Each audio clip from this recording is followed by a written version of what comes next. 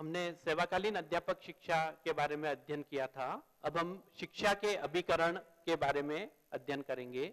शिक्षा के अभिकरण प्रमुखतः दो भागों में विभाजित किए जा सकते हैं, जिसमें पहला भाग है शिक्षा के केंद्रीय अभिकरण और दूसरा भाग है शिक्षा के राज्य एवं जिला स्तरीय अभिकरण। शिक्षा के केंद्रीय अभिकरण। शिक्षा के केंद्रीय अभिकरण के अंतर्गत वे अभिकरण आते हैं जो केंद्रीय स्तर पर पूरे भारत में शिक्षा के क्षेत्र में अपना योगदान प्रदान कर रहे हैं। इसके अंतर्गत जो विभिन्न अभिकरण हैं वे हैं मानव संसाधन विकास मंत्रालय, ministry of human resource and development, केंद्रीय शिक्षा सलाहकार board, central advisory board of education, राष्ट्रीय शैक्षिक अनुसंधान एवं प्रशिक्षण परिषद, दूरस्थ शिक्षा निर्देशालय, राष्ट्रीय अध्यापक शिक्षा परिषद, विश्वविद्यालय अनुदान आयोग, राष्ट्रीय शैक्षिक योजना एवं प्रशासन संस्थान, केंद्रीय माध्यमिक शिक्षा बोर्ड। इसके अंतर्गत जो सबसे महत्वपूर्ण विभाग है MHRD, जिसको कहा जाता है ministry of human resource development, मानव संसाधन विकास मंत्रालय। अंग्रेजी सरकार ने शिक्षा की देखभाल के लिए शिक्षा विभाग बनाया था। देश के स्वतंत्र होने पर स्वतंत्र भारत की सरकार ने शिक्षा को महत्व देते हुए मंत्रालय बनाया और शिक्षा को राज्य का विषय मानकर राज्य सूची में रखा। केंद्र इस संबंध में केवल आवश्यक सहयोग और सलाह देता था। कालांतर में यह अनुभव किया गया कि केंद्र को इस कार्य में अधिक बड़ी भूमिका निभानी चाहिए, अतः इसे समवर्ती सूची में शामिल कर लिया गया। शिक्षा की व्यवस्था करना केंद्र और राज्य की सामूहिक जिम्मेदारी हो गई। बाद में स्वर्गीय राजीव गांधी के कार्यकाल में एक और महत्वपूर्ण परिवर्तन किया गया और वह इस मंत्रालय का नाम मानव संसाधन विकास मंत्रालय करने का था। इस परिवर्तन के पीछे प्रेरणा शिक्षा को विकास से जोड़ने की सद इच्छा की थी। कोठारी कमीशन ने भी अपनी रिपोर्ट का नामकरण शिक्षा और राष्ट्रीय विकास किया था। मंत्रालय का यह नाम परिवर्तन उस भावना के ही अनुरूप है। आवश्यकता है नाम के इस परिवर्तन को व्यवहारिक विकास से जोड़ने की। इसमें कार्य को सुचारू रूप से चलाने के लिए 3 विभाग हैं: प्रारंभिक शिक्षा साक्षरता विभाग, माध्यमिक शिक्षा और उच्चतर शिक्षा विभाग तथा महिला एवं बाल विकास विभाग। मंत्रालय के नियंत्रण में शिक्षा से जुड़े अनेक संगठन कार्य कर रहे हैं, जिनमें प्रमुख हैं SCERT, राष्ट्रीय शैक्षिक अनुसंधान प्रशिक्षण परिषद, NCTE, राष्ट्रीय अध्यापक शिक्षा परिषद, राष्ट्रीय शैक्षिक योजना एवं प्रशासनिक संस्थान, जिसे अब विश्वविद्यालय का दर्जा दे दिया गया है, केंद्रीय शिक्षा सलाहकार बोर्ड, विश्वविद्यालय अनुदान आयोग, केंद्र सरकार में नियंत्रित कतिपय केंद्रीय विश्वविद्यालय और राष्ट्रीय महत्व की संस्थाएं भी कार्य कर रही है, जिसकी सूची आप पुस्तक से भी देख सकते हैं। यह मंत्रालय कतिपय उच्चतर शैक्षिक संस्थानों का भी संचालन कर रहा है। व्यवसायिक एवं तकनीकी शिक्षा के उन्नयन के लिए केंद्र सरकार कतिपय विशिष्ट संस्थाओं का संचालन करती है। भाषाओं की उन्नति के लिए भी कई संस्थान स्थापित किए गए हैं। यही मंत्रालय संघ शासित प्रदेशों में भी सभी प्रकार की शिक्षा व्यवस्था देखता है। संपूर्ण देश में 14 वर्ष तक की आयु के सभी बच्चों की निःशुल्क शिक्षा के संबंध में राज्य सरकारों को सहयोग भी MHRD द्वारा ही दिया जाता है। शिक्षा को सर्वसुलभ बनाने की दृष्टि से यह विभिन्न योजनाएं स्वयं संचालित करता है। अनुसूचित जातियों, जनजातियों, अल्पसंख्यकों आदि के सांस्कृतिक हितों की भी देखभाल मानव संसाधन और विकास मंत्रालय के द्वारा की जाती है। केंद्रीय शिक्षा सलाहकार board, central advisory board of education, ये दूसरा महत्वपूर्ण विभाग है जो केंद्रीय स्तर के अभिकरण के अंतर्गत है। शिक्षा के क्षेत्र में यह एक पुरानी संस्था है, जिसकी स्थापना अंग्रेज सरकार के जमाने में 1921 में की गई थी। बीच में इसे विकसित भी किया गया, पर अब यह कार्य कर रही है। पुराने शिक्षा मंत्रालय और अब मानव संसाधन विकास मंत्रालय के कार्यकलापों की यह एक महत्वपूर्ण कड़ी है। इसका गठन इस प्रकार किया जाता है: मानव संसाधन विकास मंत्री अध्यक्ष होता है, भारत सरकार का शिक्षा सलाहकार एक नियुक्त किया जाता है, केंद्र सरकार द्वारा मनोनीत 15 सदस्य जिनमें 4 स्त्रियां होती है, संसद के 5 सदस्य जिनमें 3 लोकसभा और 2 राज्यसभा सदस्य होते हैं, अंतर विश्वविद्यालय बोर्ड द्वारा चुने 2 सदस्य जो विश्वविद्यालयों के प्रतिनिधि होते हैं, और अखिल भारतीय तकनीकी शिक्षा परिषद के 2 सदस्य जिन्हें परिषद नियुक्त करती है, और प्रत्येक राज्य का शिक्षा मंत्री। इसके अंतर्गत इसकी सहभागिता होती है। केंद्र सरकार द्वारा नियुक्त सचिव सामान्यतः मानव संसाधन विकास विभाग का शिक्षा सचिव ही होता है। Central advisory board of education के प्रमुख कार्य, बोर्ड की प्रमुख भूमिका सलाहकार की है। केंद्र सरकार या राज्य सरकार जब भी शिक्षा संबंधी कोई प्रश्न उठाती है, बोर्ड उस पर अपनी सलाह देता है। इसके अतिरिक्त बोर्ड शिक्षा विकास से संबंधित आंकड़ों, सूचनाओं आदि का अध्ययन करके शिक्षा के विकास के लिए अपनी सिफारिशें सरकार के सम्मुख प्रस्तुत करता है। बोर्ड ने अपने काम को सुचारू रूप से चलाने के लिए 4 स्थायी समितियों का गठन किया है, जिन्हें प्राथमिक शिक्षा समिति, माध्यमिक शिक्षा समिति, उच्च शिक्षा समिति तथा समाज शिक्षा समिति कहते हैं। ये 4 समितियां हैं जिनका गठन बोर्ड ने अपने कार्य को सुचारू रूप से चलाने के लिए किया है। जब कोई समस्या शिक्षा के किसी विशेष स्तर पर संबंधित होती है तो संबंधित समिति उस पर विचार करती है। समग्र शिक्षा से संबंधित प्रश्नों पर बोर्ड पूरा विचार करता है और उसी के अनुरूप निर्णय लिया जाता है। अगली महत्वपूर्ण संस्था राष्ट्रीय शैक्षिक अनुसंधान और प्रशिक्षण परिषद है, national council of educational research and training, NCERT। यह एक शीर्ष संसाधन संगठन है जिसकी स्थापना सितंबर 1961 में की गई थी। इसका मुख्यालय दिल्ली में है।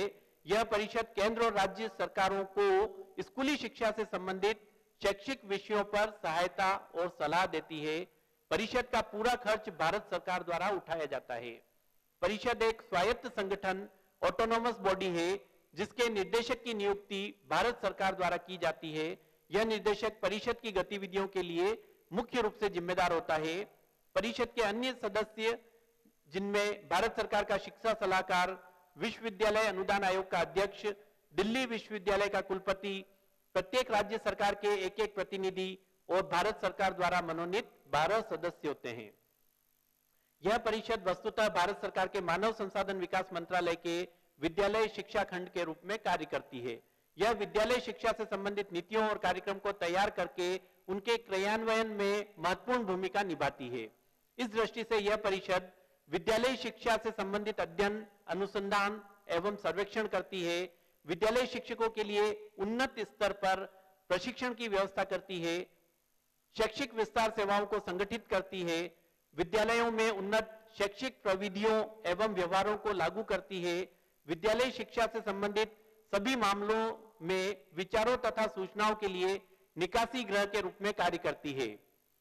इन कार्यों को सुचारू रूप से चलाने के लिए परिषद राज्यों के शिक्षा विभागों, विश्वविद्यालयों तथा विद्यालय शिक्षा से संबंधित अन्य शिक्षा संस्थाओं से संपर्क बनाए रखती है। इस परिषद ने अपने देश की विद्यालय शिक्षा और अध्यापक शिक्षा को बहुत प्रभावित किया है। वर्तमान में भी हम देखें तो NCERT द्वारा जो भी संकल्पनाएं प्रस्तुत की जाती है, चाहे वे राष्ट्रीय पाठ्यचर्या की रूपरेखा के रूप में हो, चाहे अध्यापकीय प्रशिक्षण के रूप में हो, उससे विद्यालय प्रत्येक राज्य में अपनाते हैं और उनमें और शिक्षण संस्थाओं में शिक्षकों के स्तर और दक्षता में और इसके साथ ही समाज में परिवर्तन लाने में इसकी एक महत्वपूर्ण भूमिका मानी जाती है। NCERT के प्रमुख कार्य विद्यालय शिक्षा के लिए पाठ्यक्रम का विकास करना, पाठ्यक्रम के अनुरूप पाठ्य पुस्तकों का निर्माण करना, विद्यालय के उपयोग हेतु विज्ञान किट तैयार करना, राष्ट्रीय प्रतिभा खोज योजना का क्रियान्वयन करना, विद्यालय शिक्षा में अध्यापक एवं विद्यार्थी दोनों के लिए संदर्भित सामग्री निर्माण करना, तैयार करना, समाजोपयोगी उत्पादक कार्य से संबंधित सामग्री का विकास करना, अनुसूचित जातियों, जनजातियों से संबंधित शैक्षिक कार्यक्रमों का विकास करना और उसके लिए अपेक्षित सामग्री तैयार करना, अखिल भारतीय शैक्षिक सर्वेक्षण करना, अपने पाठ्यक्रम, पाठ्य पुस्तकों, संदर्भ साहित्य, शैक्षिक सर्वेक्षण आदि के प्रकाशन एवं वितरण की व्यवस्था करना और विद्यालय शिक्षा और शिक्षण व्यवसाय की समुन्नति के लिए प्रयास करना। ये NCERT के प्रमुख कार्य थे। अब है दूरस्थ शिक्षा निर्देशालय। ये एक महत्वपूर्ण भारत सरकार का घटक होता है और आप लोग जिस दूरस्थ शिक्षा के माध्यम से अध्ययन कर रहे हैं वे भी दूरस्थ शिक्षा निर्देशालय द्वारा मान्यता लेकर ही चलाए जाते हैं। यह परम आवश्यक है कि शिक्षा से वंचित लोगों को दूरस्थ शिक्षा कार्यक्रम के माध्यम से शिक्षित किया जाए। दूरवर्ती शिक्षा का अर्थ आप अच्छे से परिचित हैं इससे कि घर बैठे दूर से ही शिक्षा प्राप्त करना, सुदूर क्षेत्र में रहने वाले विद्यार्थी जो महाविद्यालयों में नियमित छात्र के रूप में अध्ययन करने में असमर्थ हों, वे स्वयं पाठी के रूप में विद्याध्ययन कर शिक्षा प्राप्त कर सकें। विश्वविद्यालय पत्राचार द्वारा उनके शिक्षण की व्यवस्था करता है। शिक्षा की परंपरागत प्रणाली में शिक्षक एवं छात्रों के बीच आमने सामने मौखिक संवाद होता है, जबकि दूरवर्ती शिक्षा में मुद्रित एवं अमुद्रित बहुमाध्यमों का प्रयोग शिक्षक एवं छात्र के बीच संचार माध्यम के रूप में किया जाता है। दूरवर्ती शिक्षा का उद्भव प्रारंभ 1840 ईस्वी के में आइजक पिटमैन के द्वारा दूरस्थ छात्रों को शॉर्ट हैंड पाठ्यक्रम पेनी डाक से भेजने से हुआ। यद्यपि कुछ शोधकर्ताओं द्वारा दूरवर्ती शिक्षा की शुरुआत 1833 से मानी गई है, जब एक अंग्रेजी शिक्षक ने व्यक्तिगत तौर पर द्विमार्गी संचार प्रणाली अपनाकर डाक द्वारा अंग्रेजी निबंध लिखने की शिक्षा प्रदान की थी। 1856 में लैंगेन शीट एवं टॉसेंट ने एक आधुनिक भाषाओं के स्कूल की स्थापना कर विदेशी भाषाओं का शिक्षण पत्राचार द्वारा प्रारंभ किया था। संयुक्त राज्य अमेरिका में 1873 में पहली बार पत्राचार द्वारा अनुदेशन को संगठित करने का प्रयास किया गया। यूरोपीय देशों में सर्वप्रथम 1890 में जर्मनी एवं स्वीडन में पत्राचार संस्थानों की स्थापना हुई। दूरवर्ती शिक्षा संरचना के आधारभूत तत्व। यह शिक्षा की एक व्यापक प्रणाली है। इसकी समस्त गतिविधियों एवं क्रियाकलापों को इसकी संरचना के आधार पर जाना जा सकता है। दूरवर्ती शिक्षा संरचना के आधारभूत तत्व मुद्रित सामग्री, जिसके अंतर्गत पुस्तकें, पत्र पत्रिकाएं, स्वयं पठनीय मार्गदर्शिकाएं आदि सम्मिलित होते हैं। दृश्य श्रव्य सहायक सामग्री, जिसके अंतर्गत फिल्म, स्लाइड, दृश्य श्रव्य आदि सामग्री आती है। रेडियो एवं दूरदर्शन जनसंचार माध्यमों द्वारा घर पर ही अधिगम सामग्री को सुगमता से पहुंचाया जा सकता है। कंप्यूटर आधारित शिक्षण अधिगम, कंप्यूटर द्वारा प्रत्यक्ष अप्रत्यक्ष अधिगम करवाया जाता है। अध्ययन समूह, संपर्क कार्यक्रम में शिक्षार्थी छोटे छोटे समूह बनाकर समस्याओं का हल खोजते हैं। भारत में दूरवर्ती शिक्षा का विभाग प्राचीन काल से ही माना जाता है। वर्तमान भारत में दूरस्थ शिक्षा के सूत्रपात का श्रेय तत्कालीन शिक्षा मंत्री डॉक्टर के.एल. श्रीमाली को है। डॉक्टर श्रीमाली के प्रयासों से भारत सरकार ने पत्राचार पाठ्यक्रम हेतु प्रोफेसर डी.एस. कोठारी की अध्यक्षता में एक समिति गठित की। पत्राचार शिक्षा समिति की संस्तुति के परिणाम स्वरूप भारत में सर्वप्रथम दिल्ली विश्वविद्यालय ने एक आकस्मिक योजना के रूप में जुलाई 1962 में बीए डिग्री हेतु पत्राचार पाठ्यक्रम प्रारंभ किया था। दूरवर्ती शिक्षा का महत्व। यह तुलनात्मक रूप से कम खर्चीली प्रणाली है, लचीली शैक्षिक व्यवस्था है जिसमें समय व स्थान की कोई बंदिश नहीं होती। इसका प्रयोग प्राथमिक से उच्च शैक्षिक स्तर तक किसी भी स्तर पर किया जा सकता है। इस व्यवस्था में छात्र स्वगति से अपनी प्रगति करता है। औपचारिक शिक्षा की विरोधी न होकर दूरस्थ शिक्षा एक पूरक शिक्षा के रूप में कार्य करती है। दूरस्थ शिक्षा के माध्यम से दूर स्थान परिस्थिति क्षेत्र में शिक्षा दी जा सकती है। छात्रों को सर्वाधिक कुशल एवं योग्य शिक्षकों के द्वारा शिक्षण का लाभ प्राप्त होता है। दूरस्थ शिक्षा प्रणाली प्रत्येक व्यक्ति की शैक्षिक आवश्यकताओं और विभिन्न अभिरुचियों को पूर्ण करने में सक्षम है। यह प्रणाली सभी के लिए शिक्षा की अवधारणा के लिए सर्वाधिक उपयुक्त होती है।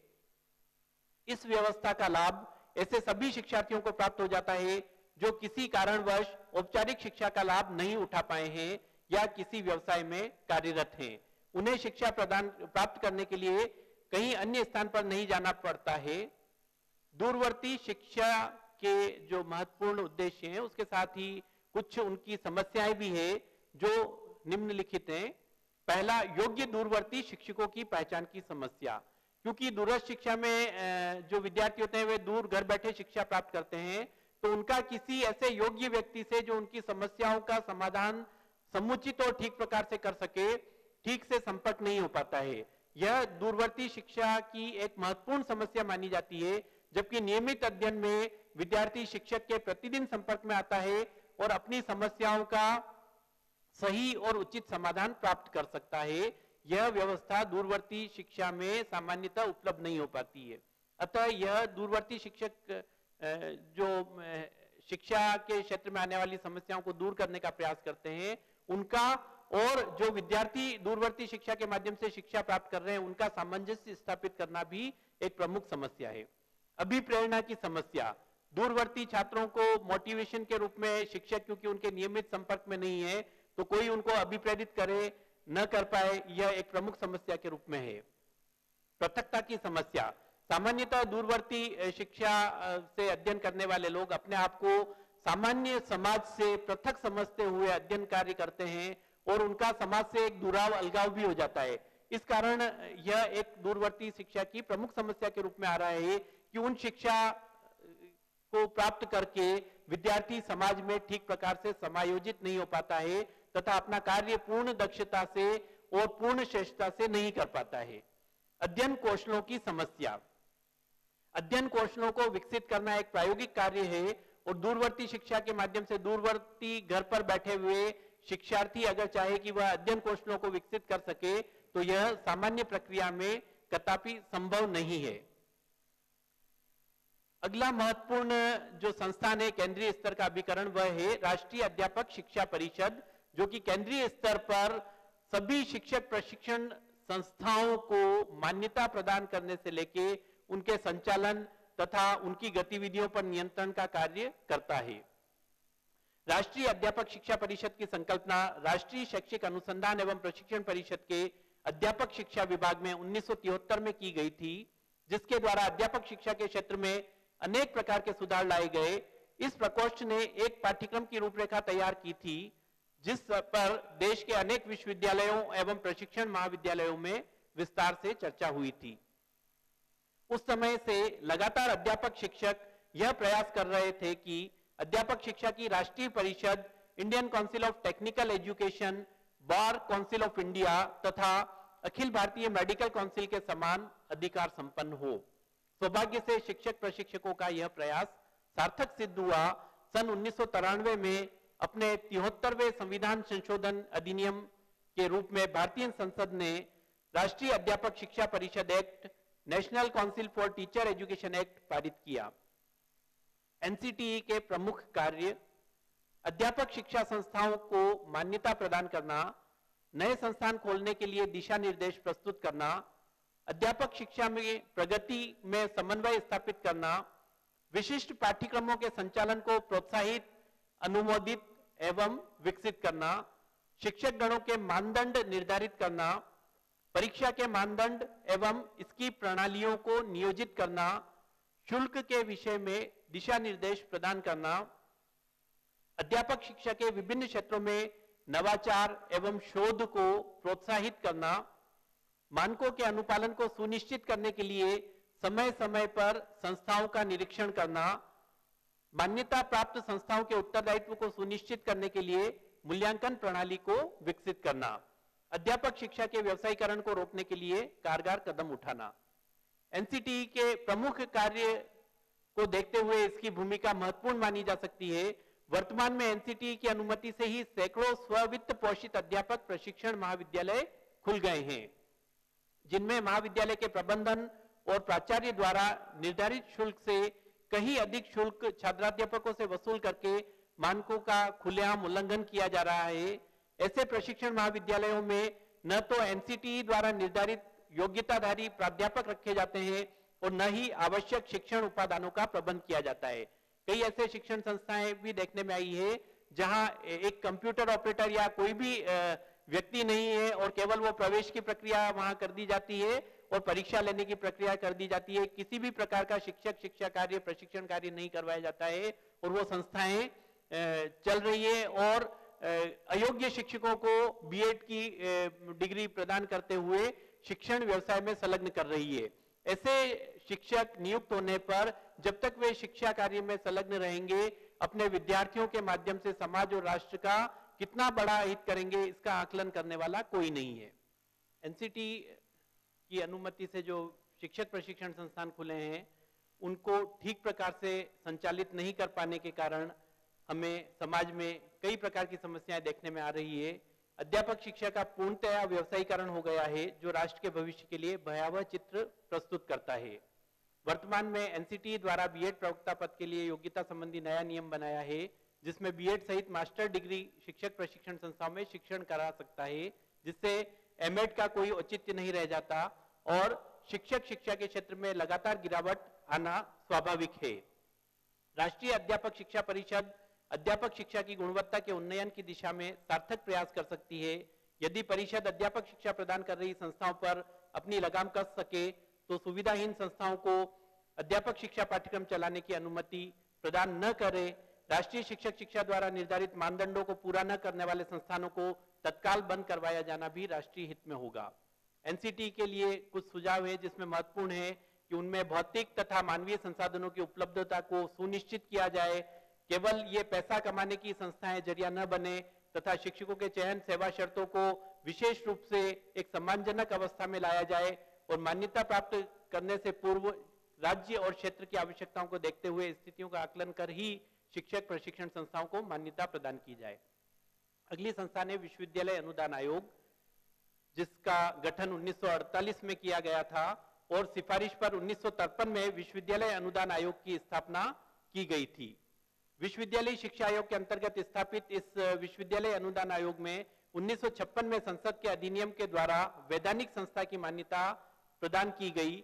इस संस्था की स्थापना का मूल उद्देश्य राज्य के विश्वविद्यालयों एवं केंद्र के विश्वविद्यालयों की मांग व आपूर्ति करना था।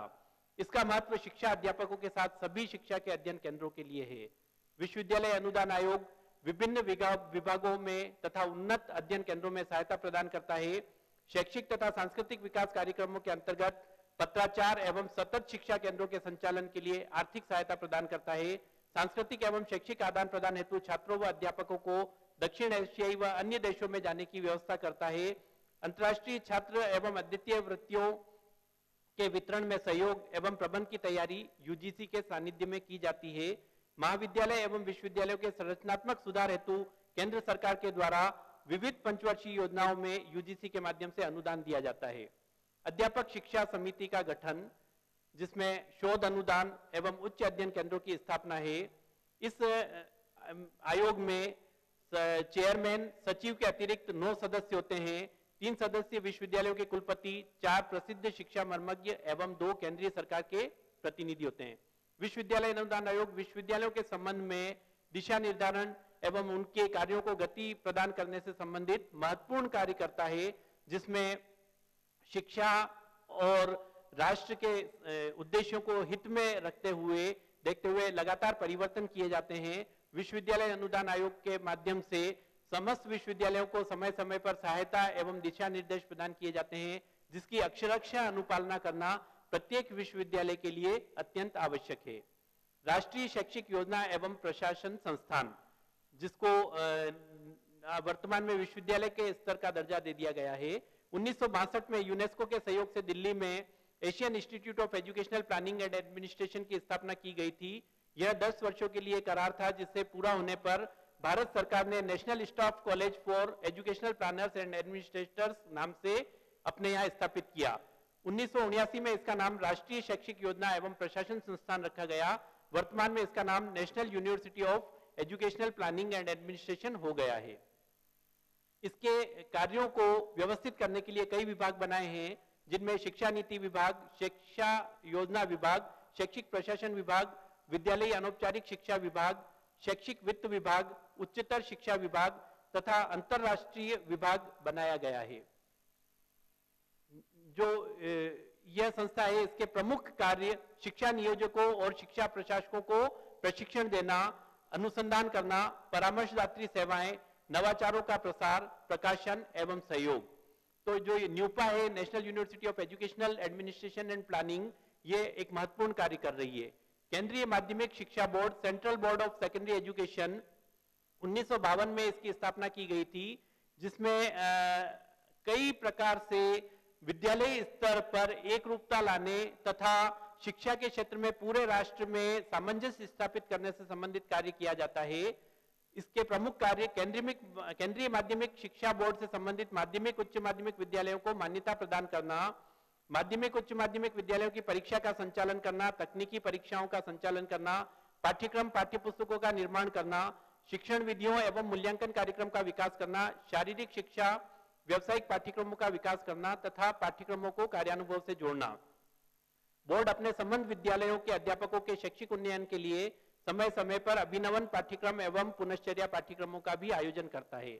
शिक्षा के राज्य एवं जिला स्तरीय अधिकरण ये राज्य स्तर पर कार्यरत एजेंसीज ऑफ एजुकेशन है, जिनमें प्रमुख है राज्य शैक्षिक अनुसंधान और प्रशिक्षण परिषद। यह राष्ट्रीय स्तर पर शिक्षा संबंधी कार्य एनसीईआरटी करती है, ठीक उसी प्रकार के कार्य राज्य स्तर पर करती है। यह परिषद राष्ट्रीय शैक्षिक अनुसंधान और प्रशिक्षण परिषद के अधीन कार्य करती है।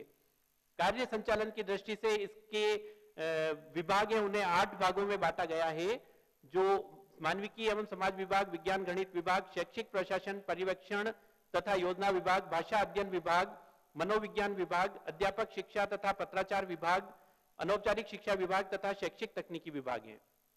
दूसरी एजेंसी है माध्यमिक शिक्षा board Rajasthan, board of secondary education Rajasthan. Rajasthan राज्य का पुनर्गठन होने के बाद राज्य विधानसभा ने राजस्थान माध्यमिक शिक्षा बोर्ड अधिनियम 1957 बनाया, जिसके आधार पर इस बोर्ड का गठन किया गया था। इसका उद्देश्य था कि राजस्थान राज्य की आवश्यकताओं के अनुरूप शिक्षा पद्धति को वैज्ञानिक एवं प्रगतिशील ढंग से लागू किया जाए। राजस्थान में पहले कक्षा 10 के बाद 1 वर्ष का उच्चतर माध्यमिक कोर्स होता था, बाद में 10+2 राष्ट्रीय योजना लागू हो गई। माध्यमिक शिक्षा बोर्ड इन सभी परिवर्तनों और उससे उत्पन्न चुनौतियों का सफलतापूर्वक सामना करता आया है। बोर्ड के सदस्य, जिसमें कुछ पदेन सदस्य होते हैं, निर्वाचित सदस्य होते हैं और मनोनीत सदस्य होते हैं तथा सहयोजित कोऑप्टेड सदस्य होते हैं। सरकार द्वारा नियुक्त अध्यक्ष एवं सचिव इसके कार्य को पूरा संचालित करते हैं और ध्यान रखते हैं। माध्यमिक शिक्षा बोर्ड के प्रमुख कार्य शिक्षा के माध्यमिक उच्चतर माध्यमिक स्तर पर पाठ्यक्रम निर्धारित करना, पाठ्य पुस्तकें निर्धारित करना, परीक्षाओं का संचालन करना, बोर्ड की परीक्षाओं के परीक्षाफल तैयार करके समुचित माध्यमों से प्रसारित करना, विश्वविद्यालय शिक्षा के साथ समन्वय स्थापित करना, अपेक्षित सूचनाएं विभिन्न संस्थाओं से संकलित करना और उनके उद्देश्य आधारित विश्लेषण करना, मान्यता प्राप्त संस्थाओं का निरीक्षण करना, छात्रवृत्तियां, पारितोषिक आदि का वितरण करना एवं अन्य कई कार्य हैं। माध्यमिक शिक्षा बोर्ड राजस्थान कई ऐसी गतिविधियों का भी आयोजन करता है जिनसे अध्यापकों का गुणात्मक उन्नयन होता है और एकेडमिक विकास होता है। ऐसी गतिविधियों में त्रैमासिक शिक्षण पत्रिका का प्रकाशन, माध्यमिक शिक्षा के विभिन्न पहलुओं पर लेख आदि प्रकाशित किए जाते हैं और शिक्षकों को सस्ते मूल्य पर उपलब्ध कराई जाती है। कार्यशालाएं, अभिनवन कार्यक्रम भी आयोजित किए जाते हैं। परीक्षा के प्रश्न पत्रों में मूल्यांकन की संकल्पना को सम्मिलित करने की दृष्टि से विभिन्न प्रकार के प्रश्न पत्र बनाने, शिक्षा की गुणवत्ता सुधारने के लिए यह बोर्ड निरंतर कार्य कर रहा है। अध्यापक शिक्षा कॉलेज तथा उच्च शिक्षा अध्ययन संस्थान CTE, college of teacher education and institute of advance studies in education IASE, ये विभिन्न स्तर पर अध्यापकों, प्रधानाध्यापकों के प्रशिक्षण, पुनश्चर्या प्रशिक्षण कार्यक्रम, सेवाकालीन प्रशिक्षण कार्यक्रम का उत्तरदायित्व सफलतापूर्वक निर्वहित कर रहे हैं। CTE और IASE द्वारा CTE में तृतीय श्रेणी के विद्यालय के अध्यापक एवं IASE में प्रथम श्रेणी के अध्यापक और प्रधानाचार्यों का प्रशिक्षण कार्य, सेवारत प्रशिक्षण कार्य आयोजित करवाया जाता है। जिला शिक्षा और प्रशिक्षण संस्थान एक अन्य संस्थान है जिसमें विभिन्न बातों को ध्यान में रखते हुए जिला स्तर पर एक ऐसे शिक्षक प्रशिक्षण केंद्र की स्थापना का गठन किया गया था जो शिक्षक शिक्षा के क्षेत्र में महत्वपूर्ण स्थान रखता है। डाइट का संगठन, इसके अंतर्गत 8 विभाग हैं जो विभिन्न स्तर पर अपना अपना कार्य करके शैक्षिक उन्नयन के दृष्टिकोण से लगातार संलग्न है। डाइट की मुख्य गतिविधियां: सेवारत शिक्षक प्रशिक्षण, शैक्षिक प्रतियोगिताएं आयोजित करना, संगोष्ठियां, नियुक्ति एवं प्रशिक्षण, अनौपचारिक शिक्षा कार्यक्रमों पर विचार करना, उनका विस्तार करना और क्रियात्मक अनुसंधान को करना। इन्हीं क्रियात्मक अनुसंधानों के माध्यम से हम शिक्षा के क्षेत्र में जिला स्तर पर कुछ परिवर्तन लाने का प्रयास करते हुए शैक्षिक विकास की ओर लगातार संलग्न है। डाइट के कुछ उद्देश्य हैं जिसमें गुणात्मक उद्देश्य करना सबसे प्रमुख है और डाइट अपने उद्देश्यों की पूर्ति के लिए लगातार अच्छे शिक्षाविदों के संपर्क में रहकर कार्य कर रहा है और जिला स्तर पर यह शैक्षिक गुणवत्ता के निर्धारण के लिए विभिन्न स्कूलों से समन्वय स्थापित करते हुए वहां अध्यापकों के आदान प्रदान और मूल्यांकन आदि कार्यों को भी सुचारू रूप से व्यवस्थित कर रहा है। डाइट के कार्य कई प्रकार के हैं जिसमें महत्वपूर्ण है जो योगदान व्यक्ति के संदर्भ में शिक्षार्थी में जीवनोपयोगी दक्षताओं का विकास, स्वस्थ अभिवृत्तियों का विकास, मानवीय मूल्यों का विकास, स्वस्थ सामाजिकता का विकास एवं प्रेम व सहानुभूति आदि मानवीय गुणों का विकास।